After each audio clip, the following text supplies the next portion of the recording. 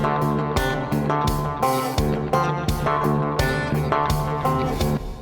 is party time. Welcome to another episode of the Chad Prather Show. We're in the Mothership Studio 22. The Puppet Master Mark and Super Chris Cruz driving us into the nether regions of all things insanity.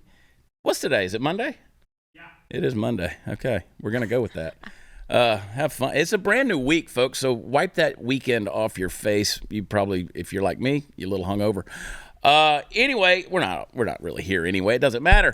Hope you guys had a good weekend, and got a special guest. Brett Cooper is in the house, in the hot seat. She's got Biscuit over there. Got her all riled up, too. Welcome to the show. Hey, happy to be here. How in the... by the way, before I say that, before I ask you this... Yeah. I'm a big fan. I love the content you're putting out. Thank you. I came across it a couple of weeks ago, and I was like, I like this girl. She's sharp. Mm-hmm. She's smart. I'm Brett Cooper on Instagram. I am Brett Cooper. Yes, sir. On Instagram. Follow her. Incredible content. She's with the Daily Wire. We'll get into all of that. How in the world did you get to where you're doing this stuff? I mean, you were in Hollywood. Yep. You were doing television. Mm-hmm. You were a child actor. I hate that. Sir. I hate that phrase, but it is what it is. It's true. It is. Yeah. Yeah. She didn't have to go to rehab or anything crazy like that. She may after this freaking show. We'll see. I'm not going to make her drink whiskey. She's underage. I'm impressed with you, dadgummit. Thank you. I appreciate it. No, it's been a wild ride. I mean, I do joke that I somehow made it out of Hollywood with my head on straight. Yeah. Which is a feat for sure. So thank you to my mother, really, for keeping my ass whooped and in shape. But I was a professional actor for about 12 years. Love everything about the entertainment industry. There's nothing that I love doing more, and I think storytelling is really, really important. I think we're a narrative-driven society, and so I am happy to be in a position now where I'm able to bring that into the political world and entertain people with the content that I put out, tell stories, try to change minds using the skills that I learned as an actor. But it's been Daily Wire is a good place to land for that, especially with the direction that they're going right now. Yeah. That Shapiro guy's going to make something of himself. I'm convinced. Yeah, he's an up-and-comer. He's really got a future. Yes. How is that going? I mean, how did you wind up going to Daily Wire, and kind of what was that story and how you wound up there? I was doing independent content creation. I had a political account, was making videos. I worked for PragerU for a bit because they're based in Los Angeles. While I was still there, that was kind of my political hub. And then I was working for Young Americans for Liberty as a marketing strategist. Daily Wire DM'd me on Instagram. Wow. They slid into the DMs and said, "We've been following your content. We have a show idea for you. Would you like to come in and meet with us?" It's like a once-in-a-lifetime. Daily Wire never sends me a damn thing. Blaze, I'm here at the Blaze. They don't even send me a damn thing. I mean, the Blaze never even DMs me. It's ridiculous. I will say, I was in a meeting for my old job when I got that, and I about fell out of my chair. I was like, what in the hell? Like, this is absolutely wild. That's awesome. Freaked out, but realized that this was a once-in-a-lifetime, like that kind of thing does not come back around, that somebody is looking at a girl with 7,000 followers saying, we can give you a show. Yeah. Because we believe that you have something important to say. Yeah. And so I took that, ran with it, met with them in October of this past year, started working with them in December. The comment section launched about a month and a half ago. It's been a wild success. I mean, it's completely taken me aback, but I'm very grateful. Yeah, that's good. I'm thankful that you're doing what you're doing and getting your voice out there. And again, I always say this, and when I have younger guests, I don't want to sound condescending, but I'm proud of what you're doing. I'm proud of the voice that you're putting out there. Thankful for it. Gosh, I mean, one of the big things on my hearts is always the next generation, right? And what are we leaving behind in terms of a legacy? So you have a big future. I'm excited about that. I appreciate it. We're going to we've been heavy on this show for the last week because we've been talking about groomers and, Disney. Nobody wants to talk about Disney anymore. Do we? Mark? Chris? I don't think so, no. F Disney. Subscribe to Daily Wire Kids instead, guys. Yeah. So let's have some fun today. So Chris has thrown other, Chris, I don't know if you guys realize this or not. Let me clear the air on a couple of things to the audience. First of all, if you go to my Facebook on the Watch Chad Prather page, that's the big one. That's actually owned by the Blaze. So don't get pissed off at me when you read a headline you don't like. That's all Chris. That's all Chris. People come at me and they're like, how dare you? Chris is trying to piss you off. That's the whole point. You know, Glenn Beck, the best advice Glenn Beck ever gave me is like, you got to make them cry. You got to cry with them. You got to get worked up. You got to get fired up. You got to get mad. Tell them the world's ending. And I don't think he was being literal with that, but I took it that way. Well, so, yeah. So I'm like, it works for Glenn. Let's do it. So Chris likes to give me things that are going to piss me off. This is an interesting one though. Woolworths. Do you know what are you familiar with the Woolworths store chain? I don't think so. Exactly. Okay. Like nobody's thought of the Woolworths since 1955. So this is how these brands. It's like it was Walmart before there was a Walmart. Got it. Okay. So these brands that you don't even know exist anymore, they do this woke BS to become relevant. Of course. So here's what they're doing. They're referring to tampon users. Their supermarket chain is referring to tampon users as people who menstruate. So again, we got a war on women. Yeah, first of absolutely. all, you're a woman, obviously. Mm-hmm. I mean, I don't know in this day and age. I don't know how obvious it is. Yeah. Well, How dare you put that on me? I How know dare. last week I went into the bathroom at a restaurant and a girl was standing up pissing next to me in the urinal. So I figure that one out.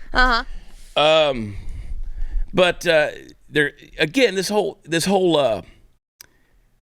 cancellation of women that's going on. I believe there's a real war on women right now. That's all of the stuff, whether it's transgenders competing in sports or Caitlyn Jenner becoming Woman of the Year, right? Are you seeing this kind of thing that's going on where it's like in the age of the quote Me Too movement, which was all in radical feminism, which isn't feminine at all. Are you feeling that? Are you just kind of seeing where they're just coming at women as hard as they can? Oh, it's every day. Yeah. It's every day. I mean, did you see the ad? It was a couple of weeks ago where it was a period product company or something like that, but they said they were calling women bleeders. So it's like the people who menstruate, but they were saying, we make these products for bleeders of all races and whatever. I'm like, they put that out? Yes, proudly. Just like there was another period product ad where it was a bunch of men and non-binary people and they had like period stains. I'm like, it's not that biologically, that was last year, biologically impossible. Yeah. And it's just absolutely offensive. And in the same way that it's offensive when people will say, oh, a person with a uterus or whatever. There are so many women that have had hysterectomies that have, gone through awful health struggles that maybe do not have a uterus, do not, are not able to conceive, whatever, to completely strip them away from their womanhood. I mean, it is grossly ridiculous. We have a word that describes all of this, but apparently it's way too complex for people. What's funny to me is the people who come at me on social media and they're like, because I did a post, I did a tweet, and then I did a Facebook post that went wildly crazy. One day I said the world needs real men. That was it. That was the post. A couple days later, the world needs real women. People kept coming at me and they were like, yeah, but can you define a real man? I'm like, they were seriously asking me this. Can you define a real woman? I can, actually. It's not that hard. But to call somebody a bleeder, it's like a zombie movie, right? It's like you're categorizing the zombies. That one's a bleeder. Like, can you imagine? Like, I want to just start going out in public and meet a girl at a bar or whatever and be like, so are you a bleeder? Is that not how you pick up chicks in the 21st century? There you go. Yeah. That's about it. Slide into those Tinder. Yeah. That'll be your pickup line. I want to go back to the days when girls were chicks and dames. Hi, doll. Want to go to the Woolworth and get some people who menstruate napkins? Oh my God. I've got a bit that I do in when I do stand-up comedy about it's a response to the Me Too movement that men should start protesting and we should have foreskin rallies, right? We can wear turtlenecks and we can just wear them up like this and shave our heads bald and just get out on the street. Yeah. And then a couple of weeks ago, I saw these guys who were wearing white jumpsuits. They were protesting in the street with bloodstains in their crotch, and there was a foreskin protest. All inches matter. What? It's what? It's true. Anyway, Gen Z. Millennials are relying on crypto for their retirements. Gen Z and millennials are relying on. Do you do crypto stuff? No. I mean, here's the thing. Yeah. I think that there's probably some validity to it. I think it's important. People are obviously very interested in it. Do I have the time to figure it out right now? Absolutely not. I'm a busy woman. Yeah. I put it in the, my Roth IRA. That's about all that I can do. My 401k. I send it directly over. I leave my brothers to do the Bitcoin for right now. Yeah. But I mean, I think it is important, and I think that it's, it's really taking the world by storm. And if people want to put all of their savings into that, I mean, more power to you. But we got to be like Chris. Chris invests in art. That's what I'm talking about. I'm in a whole new level. I have crypto. I have art. Crystal. Crypto. He has crypto. Oh, crypto. I have property. I have That's the big one. 2 Picassos. Like, I'm set for the future. I just thought you were like poor little kid off the boat from Puerto Rico. I am. Look at you. I am. Making it big. You're a mogul. Oh, yes. You're basically Puffy Combs. But the problem is I can't cash it for the next, 30 years. So I'm poor now, but when I'm 60, I'm living the dream. So Gen Z and millennials and Gen X, actually, they're foreseeing that cryptocurrency assets yielding stronger returns in their holdings in stocks, real estate, or mutual funds. I think we're all screwed, actually. Yep. I think no matter what, I think it's all going to crash. We're dead. It is. We better learn how to farm. Oh, yeah. But then Bill Gates and the Chinese own all the land. Well, that's the thing. That's when, Chris, you were saying that, you have property. That's the most important thing right now, especially land. Yeah. And if you don't, finding ways in your own life, if you, like right now I'm renting a house in Nashville because my move there was so quick. I have about a half an acre. Yeah, I'm gardening. Yeah, I have, all of my rations. I've got all my gas cans. That kind of thing, just because you never know when shit's going to hit the fan, and we're spiraling down. And if you're not taking accountability for that, if you're not taking responsibility and for your own life and your own safety, it's like the government's not going to come in and protect you. No, they don't love you. My mom's homestead is 1,500 miles away from me. I am. She's fine, but I'm I've got to figure out a plan if anything happens. I love the fact, Morgan Zegers was on the show last week or week before. I don't know. She talks about all these young ladies who are talking about homesteads. Mm-hmm. And stuff like that. How is this generation preparing for the world we live in right now? I mean, for me, I grew up, I didn't have the internet. I didn't have cell phones. I didn't have any of that stuff. That came along in my adult life. Mm-hmm. First time I got a beeper, my first wife thought I was having an affair. Yeah. Shut up, Mark. Don't laugh at that. It was a cathartic moment when I got a beeper. Yeah. I thought I looked like a doctor walking through Walmart or whatever. Did you? Yeah. Code red. Yeah, exactly. I got to take this. I got to find a payphone. How is this generation? Do you think about these things? Just the shit going down in the world? Yeah, absolutely. Beyond professionally, I know you have to. Yeah. But personally, yes, absolutely. And I was raised hyper independent, which is kind of how my family was oriented. I didn't grow up on farms. I grew up on a lot of land. And so I have always been, around people who were farming. I worked on, cattle ranches. I've, just always been around. My mother was gardening, that kind of thing. So we were always taught about the importance of you kind of have to save yourself, even down to the fact that, I did women's self-defense against sexual assault for 8 years because I'm not, and I carry a gun. I'm not expecting anybody else to come and save me. Right. So I think that's where I lean into this, even if I did not think that shit was about to hit the fan because of the things that our government is doing in the World Economic Forum and our economy. I probably would still be taking those measures because I know that, as a single woman living in a city by myself, I'm going to save myself basically. But that's what one of my daughters, she had to go to New York City for an audition last week, and that was her big question. She goes, "Can I take a taser on the plane?" I was like, "Delta's a little strict." I said, "But try it." I had the cops called on. Check it, but try it. My mom had the cops called on her for bringing brass knuckles on the plane, and then I had a similar situation. Your mom had brass knuckles. She did, and that's then legit. She's great. And then I went through security with them. I pulled out the waterworks, cried, and they let me through. They didn't call the cops, but they did take them from me, so it's probably not a good idea. Wow. But I do the homesteading thing, and I think that there is a conversation to be had for the importance of that self-reliance in the homesteading. I struggle with not wanting to make it some like picture perfect idyllic, like I'm just going to go farm into the wilderness and not see anybody ever again. I think that's not terribly attainable, especially for the world that I work in and my interests and my career. But I do know that there are ways to protect yourself, to be prepared in a city, in a situation where maybe you are not able to, get out to 50 acres. I love hearing that. All right, hang on. We're going to take a break. We're going to come back with Brett here in a minute. These politically charged times, conservatives need to vote with their dollars. Minutemen Coffee, they're pretty cool dudes. I've actually talked to them a good bit. They're the coffee for American patriots, a constitutionally based, family-owned company steadfast in their belief that all freedom-loving Americans deserve products from companies that share their beliefs without fear of cancellation or retaliation from the woke mob. Minutemen Coffee believes in your constitutional rights, puts their money where their mouth is, and they'll send you a copy of the Constitution with everything you order, so you can bring this important conversation to the coffee table, give it to your friends, whatever you need to do. Educate the next generation of constitutional patriots. This amazing coffee is small batch, is handcrafted from family farms across the globe, roasted to perfection, and delivered fresh to you.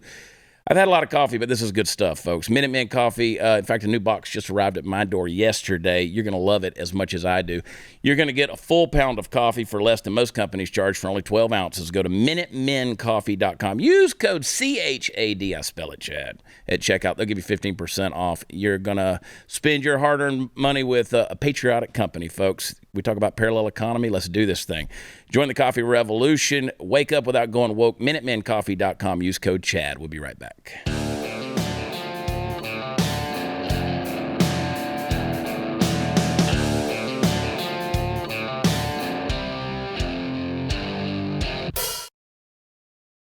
Welcome back. We are sitting down with Brett Cooper from Daily Wire, and you need to be following her on all the socials. Instagram is a great place to start. I'm Brett Cooper. I'm glad you're here. I don't know why you did that Stu Bergier show. Stu Does America. Stu's not good. He's just not. He's not a smart guy. He doesn't. I mean, he's toxic. He's very toxic. Oh no. He's so masculine. That's so out of date these days. So we need more Harry Styles, guys. We do. Men in blouses is Where's what your we blouse? need. Where's your blouse? I need a blouse. We were talking last week about the new line of men's lingerie. Dudegerie, as we're calling it. Yeah, mangerie. Let's get into some toxic stuff. So toxic and obsessive. This is a Daily Wire article. Young people bailing on social media. Is it though? Is it toxic, or are people just weak? That's honestly a good point. I think it can be toxic, but I hate that word. I think that it's just become it's just been adopted by the left, and everything that was something like a situation that could have been actually truly toxic and harmful is now, a man is toxic. This is toxic. This thing, this situation. Oh my God, I'm depressed. This is toxic. Words mean nothing anymore, which is frustrating, especially as somebody who was an English major and lives for language. It's infuriating. I don't necessarily think that everything about it is toxic, but I think that this generation, my generation, how we have responded to it and become obsessed with it and completely self-reliant upon it, not self-reliant, but how we've become reliant on it, that is toxic. My friend Matthew Marsden, who's a Hollywood actor himself, he tweeted the other day, he said, I just had to explain to my wife what mansplaining was. That's perfect. Yep. That's perfect. I don't know. Social media, I see its ills and things like that. But now for me, it's a big sociological experiment that I just like to see how I can trigger people. Right? Yep. People are like, you are a master pot stirrer. Anyway, Bill Maher. I want to play this clip. We have this clip, right? Bill Maher, Piers Morgan, talk about pathetic victim culture. They got some choice words for that. Play that clip. Scarlett vows that she will never be hungry again. By the way, that movie, I got to say, entertaining as and the people who need a disclaimer, this is the problem. You fucking babies. It's 1939. Don't get me on Can't that. you just see by the film stock that things were very different? Humans are like history in general. We evolve. Just celebrate we're not racist anymore and just be a grown-up. You have to have a warning. You have to have a warning about just a comedy film where... Well, it's not a comedy. No, I'm not talking about Gone with the Wind. I'm talking about just generally, you know, warnings on comedy films where a joke is said, which is clearly a joke, not intended to be remotely offensive to anybody. Right. And even that now needs a warning at the front in case anybody's offended. What do they think is going to happen when you watch it? What happens to people? I mean, the fact they sit there shaking. The fact that this generation needs a trigger warning it's pathetic. and a Clonopin It's to pathetic. get through an episode of Phil, Friends. it's pathetic. It's pathetic. We've become a world, and I've talked about this a lot, a world where it is now a premium to be a victim. It is celebrated to be weak. You see that great sporting athletes are now making more money and becoming more acclaimed if they quit than if they win. Looks like Bill and Ted went to shit, that clip. They look horrible, just blazing up. I actually love his new show in that concept. It's like him uncensored. It's fantastic. It's good. What do you think about that? The whole, see, my opinion is that when you live in a culture that doesn't really have any oppression or pain, you just start creating it. Yeah, absolutely. Right. Well, it's that it's the cycle where it's like weak men, create bad. Like we are in the stage where we have had strong men come and save us, create a good society. We now have weak men that are creating their own problems. Yeah. Again, but no, it's true. We live in such a developed nation and in a society that is so inclusive, if we're going to use that buzzword, where literally everybody has equal opportunity. We have the bounties of capitalism where everyone has the chance to make something of themselves. And people hate that it's so perfect. And so they're willing to create these ridiculous scenarios where they're a victim, where everything offends them, where they have all of these problems and they need somebody to save them. It's narcissistic. It's just them needing attention. And it's like what they were saying with these, comedy films and Gone with the Wind, putting all of these like trigger warnings, that kind of thing. It is. It's like grow a pair, watch the film, get over it. Yeah. It's not personal. The comedy is dead. Well, it is. Whether it's Gone with the Wind, To Kill a Mockingbird. Yep. These you have to interpret people in light of the times in which they live. Yes. You have to interpret, which is not that hard. Right. Art, literature, history. You can't judge, the way people behaved in the 1600s based on our standards today. Yep. Right. And people are so triggered by that. And I don't again, go back to the toxicity thing. And I'm with you. I hate that word. It's overused. It's just a way to label, put somebody in the box, put the box on the shelf. I don't have to deal with them anymore because that's a toxic person. Yep. And toxic masculinity pisses me off because that's an oxymoron. You're one or the other. You're not both. Masculinity is not toxic. But people just want to whine and bitch. Like I said, I put out the tweet or the whatever the other day, and I just said, the world needs real men. It's a simple statement. And people lost their freaking minds. Yeah, of course. By and large, our audience gets it. They see it. But, do you want fake men? Apparently they do. No, a lot of them do. Yeah. I mean, you've got the feminization of masculinity and you've got the masculinizing of feminine. Yep. And so it's one big homogenized. We're all going to be non-binary aliens by the end of this. Well, we're bleeders. Yeah. Oh, yeah. All of us. Every one of us. Yeah. No, you made an interesting point about the being able to put yourself into those like historical situations to understand whether it was a film or a book. It reminded me. So I went to UCLA. I was an English major. I think if I am. I think I might have been the last class where it was required to do a course in Shakespeare. Really? Because people are so offended by it that slowly and slowly the English curriculum, and UCLA used to have one of the greatest English programs in the country. I still think it's fantastic. I had a great experience there. But they are not requiring students to take those core classes, whether it's Milton, whether it's, the epic poems, whether it's Shakespeare, because they can be so triggering to these poor victim students who, my gosh, I cannot believe that this white man Shakespeare is talking about a woman this way in the 1600s. Yeah. And it's like, you're at one of the best universities in the country and you can't take a step back and say, wow, this was written in a different time. These people have different opinions. This was a different situation. No, it's way too hard. So instead, the classes that are required are the intersectionality, feminism and race, and all these people are victims and we have to save them all. And it's this false sense of oppression that is, and my thing is, who's going to save you from all this oppression that you're feeling? Yep. you don't want men to swoop in. I mean, we watched the trailer last week to the new Thor movie. Obviously, he's gay now. I don't know. He shares a moment with Chris Pratt, and everybody lost their mind saying, "Oh, I hope Chris Pratt was so uncomfortable in that." Yeah. It was like, yeah, I'm sure, all the way to the $20 million bank deposit he made. Yep. Yeah, I'm sure he was.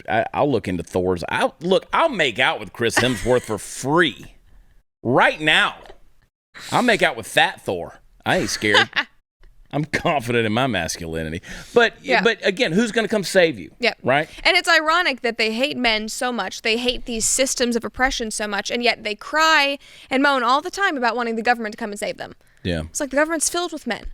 The government is in my mind, a system of oppression. I think the government oppresses me all the time. I was like, you're wanting this. They scream about institutional racism, all of that stuff. Yeah. You want those institutions to come and fix your life for you? Yeah. No, it's absolutely ridiculous. And I think a lot of it goes back to the parents of my generation and millennials who failed to hold their children accountable or to make them independent, to give them any kind of responsibility, make them go get a job. Said they were helicopter parents. There's tons of studies about it. I think Jordan Peterson talks a lot about it. But it really was a failing generational thing, which I think got us here. Chris. That's you. What you just said. People need to rewind and listen to everything you just said for the last couple of minutes. That was a lot of good stuff right there. Oh, yeah. Let's detox from her woman-splaining. Yeah, I'm so sorry. And give me real quick, because we got to go to a break in a minute. How quickly can you give me a TikTok? I can give you a TikTok now. Let's do it. I want to see one. You can save a life by using one, often two-letter word for a person. Misgendering someone can have them go on a spiral where they don't want to live anymore. And now we're not allowed to say gay, even if we are gay, even if we have an openly same-sex relationship, even if we're openly non-binary or trans. As educators, we cannot talk about who we are. We exist, but we can't just talk. We can't talk about it. And when I brought it up while this was all being discussed, some other teachers in the hallway, because I'm working at a middle school right now, had the audacity to say, no, but it's just, you can't teach about it. It's not that you can't say about it. That's not true. I can lose my job tomorrow as an educator right now, just for saying gay. What? If you are so triggered about a 2 or 3 letter word that you might go kill you, we have bigger problems. I'd say so. This is a perfect example of what we're talking about. It's manufactured oppression. Yes. Right? And straight up lies. That you could get fired for saying the word gay. The other teachers at her school, she should listen to them. They actually probably have read the bill. I kept saying, I was doing all of these different reactions to people about don't say gay when this was happening. And everything I was saying was, will you please just read it? Like, the entire bill is not about gay things. It's about parental rights and education. That little sentence that you were so angry about takes 10 seconds to read. Yeah. 10 seconds to comprehend. It's written in big letters. It's probably the easiest law to read ever if you understand the federal government. It's really quite simple. Yeah, it's insanity. Yeah. When we come back, I want to talk to you about some more insanity, but you got to go to a break. Hey, I'm skeptical by nature, so when I first heard about home title theft, I was like, is this even real? I mean, people ask me all the time, is this a real thing that's happening? Can some cyber criminal really forge my name off the title of my home, take over as a new owner? Yeah, they can. Real estate crimes and losses are rare, right? Wrong. According to the FBI, this crime is growing faster than credit card fraud, and you're not covered by homeowners insurance or common identity theft programs. Home Title Lock. They're the ones you need to trust. Home Title Lock puts a barrier around your home's title the instant they detect anyone tampering with your home's title. They mobilize to help shut it down. Here's what I urge you to do. Number one, go to HometitleLock.com. Read the testimonials and from FBI agents, government officials, and people that have used it. And number two, register your home's address to see if you've already become a victim and you don't even know it. When you protect your home, tell them Chad sent you.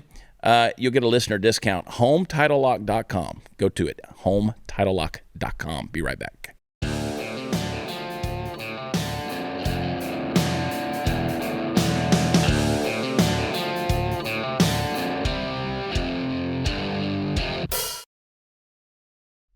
Welcome back, everybody. It is that time in the show where you just got to get into it, folks. Philadelphia, the city of brotherly love. Let's talk about it. A recent story broke in which a couple of armed robbers, they effed around with the wrong dude and found out what the utility of the Second Amendment really is. This past Sunday, a 25-year-old man who is yet to be named by the media was accosted in his own home by two men who claimed to be cops and were wearing police uniforms. It became immediately and imminently clear to the guy pretty quickly, though, that they were anything but the constabulary when they zip-tied his hands and proceeded to rob him. However, our boy here wasn't the type to take this lying down, and these two assholes apparently weren't the type to make sure that the guy they were about to jack wasn't armed, because guess what? Dude was into the whole concealed carry lifestyle, and he lit the sons of bitches up like a Christmas tree. He killed one of them, and the other one ran off. Now, justice doesn't seem to appear too often in this old world these days, but it worked out okay for this guy. The police have reported that this was a justifiable homicide. No charges have been filed against him, and that, by the way, is something to keep in mind when you're someone who carries a weapon. You kill someone, you are going to jail. You might and hopefully will get released once it's determined that you're innocent of a crime, but you are going to get arrested at the scene. And my advice is that you go right along with that, because that's the law. Anyway, this man, who was described as a victim, but I'm not going to call him that because he rose above victimhood, this guy has since put out a statement that he believes everyone in the city should be protecting themselves with firearms. And it's made me wonder, could it be that the pervasive anti-gun attitude with which we conservative types have collectively put up with over the years and just kind of thrown out there as a big bargaining chip, are they finally beginning to melt away a little bit? Is it possible that the American people are finally beginning to wake up and smell the hot brass? Many of them realizing for the first time in decades that there is a good, solid reason why that amendment is so important. Maybe. I hope so. I don't need to walk you through all the reasons why we need guns in this country. I do a lot of preaching to the choir. I know that. But I trust that you've got this one down, pretty well. Nevertheless, I find myself in an expansive mindset when in reviewing a story in which the bad guys got what was coming to them and the good guy didn't get penalized for it. I have no doubt that gun control advocates who are weeping into their sleeves over this one and already furiously masturbating about it on Twitter, David Hogg style. But me and thee, well, friends, we can just be happy for the right outcome and see it as something that underlines the fact that we need to continue to fight to maintain that freedom. Tyranny dies out facing a pile of spent brass, my friends. You know it, I know it. It ain't about the deer wearing the Kevlar, as Joe Biden wants to tell you. And maybe just as importantly, those who would seek to bring about the tyranny in the first place know it. So take a moment today, smile a little bit about this story. Yeah, a dude got smoked. Hey, maybe get yourself and your family out to the range. Do some target practice. Get iTarget Pro. We love it. You just never know when a little skill and the willingness to protect yourself might come in handy. We were talking during the break about just living in different areas. You've bounced around the country. Yeah. You're in a pretty metropolitan area. We talk about people who come to this parking lot here, and sometimes they F around. Yep. You stay pretty well armed, I'm assuming. I do, yeah. Yeah.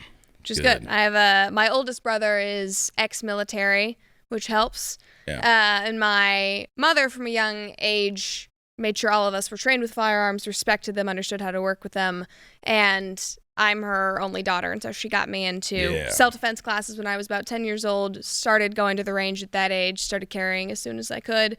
No, it's empowering. It is. And it's essential for women if you are in a state where you can get your license, if you have, constitutional carry, get comfortable with a gun. I have so many conservative female friends who obviously support the Second Amendment and, champion it. This is great, but know nothing about guns, don't want to carry them. Like, I just don't want to touch that. Like, I respect it. This is great, but I don't want to do it. It's like, no, get yourself to the range, take a course, figure it out, buy a gun, especially right now with like everything that all the gun control measures that are coming down, how hard it is to get ammunition. Stock up, get comfortable, and get strapped. Somebody asked me recently, they said, hey, do you need, what do you need? Talking about ammunition. Yep. They found a deal. I said, I don't need any. Yeah. They're like, we hate you. I was like, trust me. I've been stockpiling for a long time. Yep. For you bleeders out there, you really should be armed. It's the great equalizer. Yeah, it is. Yeah. There was Thomas Massey gave a great testimony last year talking about the victims of gun control, which are most often women. Yeah. And it comes down to, the most logical fact that any person with common sense would understand is that in a gun-free zone, the only person that's going to bring a gun in is somebody who is a criminal and wanting to hurt people. Yeah. Those of us who are going, okay, sure. Not me, because I'm like, I don't give a crap. I'm going to carry my gun in there anyway. Yeah. But people who go, okay, I'll leave it in the car, whatever. Those are the people that become the victims. Yeah. If you have, so what are the rules with states where you have to like have your gun like locked away in a specific part of your house, right. That kind of thing. If somebody comes in your home and you're like putting in your code to get out of your safe, no, those 10 seconds matter, and they harm. Yeah. I'm well known for having quite the arsenal. You come into my house and every like there's a gun within reach of every place in the house. Like the bedside table has 3 or 4. You get along with my brother really well. It's a game with all of his friends. Is whenever I go to his house and all of us are there, it's like, what drawer are the guns in this time? Yeah, he moves around all the time, but he's strapped it every angle. I'm like, hey, will you grab that spatula out of that drawer? Move the cig out of the way. Yeah, that's literally the way it is in my house. I mean, I went out when the kids were smaller. I went out. I bought like a half a dozen of the same gun, so that they would be used to that gun, and then we put it in strategic parts of the house. Yeah, it's like so if somebody kicks the door in, guess what? You know how to use that gun. Yep. Like that's yours. So, I believe that the 2 essential rights in America, and they're under such attack. The 2 most essential rights is your freedom to own property, which we don't. Government owns it all, even because we got to pay taxes on it. And to protect yourself, defend yourself with a weapon. I believe that. I agree. And with every new emergency, I mean, we saw this with the Brooklyn shooter last week. Right. We're immediately, I mean, that's out of the news now, of course, obviously. Yeah, right out. Right, in 24 hours, we're done. But what people aren't seeing is that Eric Adams then made all of these television appearances saying this means that we need a national new push for gun control. We need to do this. We're going to collect more ghost guns, even though I don't think any of those politicians understand what a ghost gun is. Clue. I mean, we saw Biden picking up his Glock. I was like, you idiot. But they are going to use that emergency to push more stringent gun control, and people are already moving on to the next, catastrophe, that kind of thing. I mean, every single time that a shooting happens, they will push the needle more. Every time. Yeah. One more segment. Hang tight. Be right back.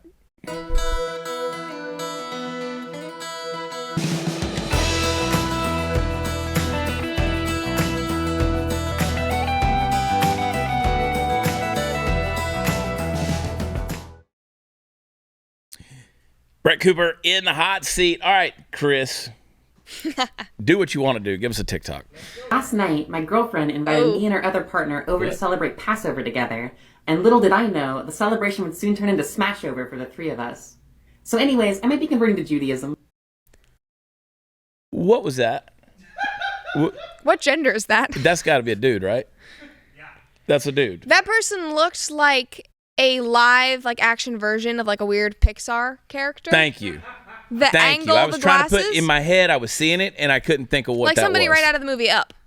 Yes. The camera angle's not doing you any favors, dude. If you're going to be parading around as a girl, at least know how to take some pictures. At least know how to take a selfie. Yeah. Let me buy you a ring light. Yeah. The older you get, you want to see yourself like Jesus does from above. Okay, so let's angle like the Lord still remembers me with one chin. That's how I roll, Chris. Yeah, please shoot me at a Mark knows this. Always shoot me coming down a little bit. Mm-hmm. Give me a better angle. Let's do it. Get your ass up and be trans. It seems like nobody wants to be trans these days. That's so true. You gotta surround yourself with people who are trans. How do you surround yourself? Are you surrounded by trans people? I'm not. I'm not either. This is a problem. Do you know what they're referencing, the Kim Kardashian video? So they're making fun of Kim Kardashian, who a couple of weeks ago was like, you need to get your ass up and work. Nobody wants to work these days. It was actually very base. It was like, hell yeah, power to the people. But so now that's the reference that they're making. But how do you surround yourself when that demographic is less than 1% of the population? I mean, it's kind of hard. I don't know. There was a new study that came out that said that 40% of Gen Z is LGBTQ. So I don't know what percentage of that is trans, but it's I think I'm doing a little better than you are with my. I think I've got a better shot. We were talking at the break about our buddy Andrew Heaton. He used to say all the time, he's like, I'm not gay, but if I could take a pill and be gay, I probably would do it because then you just wake up every day with your options wide open. like if I want to be bisexual, I can just be bisexual. Yeah. Changes every day. I'm trisexual. Try chickens, try mud, try whatever. Let's do it. Hey guys. Oh. Here we go. I'm in the women's restroom. Well, that's reasonably wicked. Yeah, that's like Pennywise the Clown vibes. Yeah. He was pretty proud of himself. See, that's why you got to unmask, folks. Can you imagine being a woman in the restroom? Like if I was sitting there and hearing that, it was like my feet would like drag up so slowly. Like, oh, I'm not here. like Sarah Connor hiding from the Terminator. Catch me like this, y'all. Oh, God. Play another one. What do you got? Baby is gay. Gay. Yeah, this is him. He's gay. I called up my dad and I said, hey, guess what? Your grandson? Gay. My dad says, you can't just say that your baby is gay before he gets a chance to tell us he's gay. And I go, whoa. Straight people do it all the time. Little baby boy is born. Oh, he's gonna be a heartbreaker. Little baby girl is born. Oh, you better lock her up when she turns 16. Clearly, people want their children to be straight. Well, my son is gay.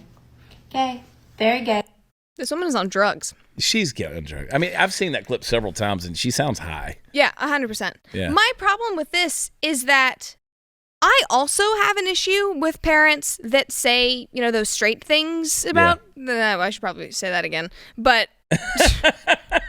Not saying that, but who take toddlers and sexualize them regardless of whether it's gay or not. Agreed. It's creepy. Agreed. Don't put your small daughter in a shirt that's like, watch out, boys. She is 2 years old. Right. Let her roll around, play with dolls. I don't care. It's just the whole thing. We have this culture where we are sexualizing all children, regardless of sexual identity. Yeah. That's why, that parental rights and education bill, the Don't Say Gay bill, it's like, hell yeah, it works for straight parents too. I said it last week on the show. I was like, even parents, you got to chill with this stuff. Yeah. Because we've created a hypersexualized culture, and even parents are guilty of doing this thing. It's gross. But that baby is totally gay. 100%. I can feel it. Completely. Did you see the hand movement? It's totally limp-wristed. Oh, yeah. Completely limp-wristed. Got time for one more? We do. Let her rip. You want to know why personally I don't God. like this? Because when it's the parent's problem, that's how you get homophobic kids. That's how you get kids like me with internalized homophobia until they're 18 or 19 because they finally started going to therapy. If my parents had their way, I wouldn't know about the gay community. So when you say it's the parent's problem, understand that the parents are not going to make the best decision. They're not going to educate their kids. If it weren't for public school, I wouldn't know about the gay community. Unless it's a private school, parents need to stay the out of classroom. There you go. 8 seconds. What do you think? My favorite part of that is that she acknowledges the public schools are basically indoctrination camps. 100%. There you go. You caught it. There you go. Hang tight. We'll be right back.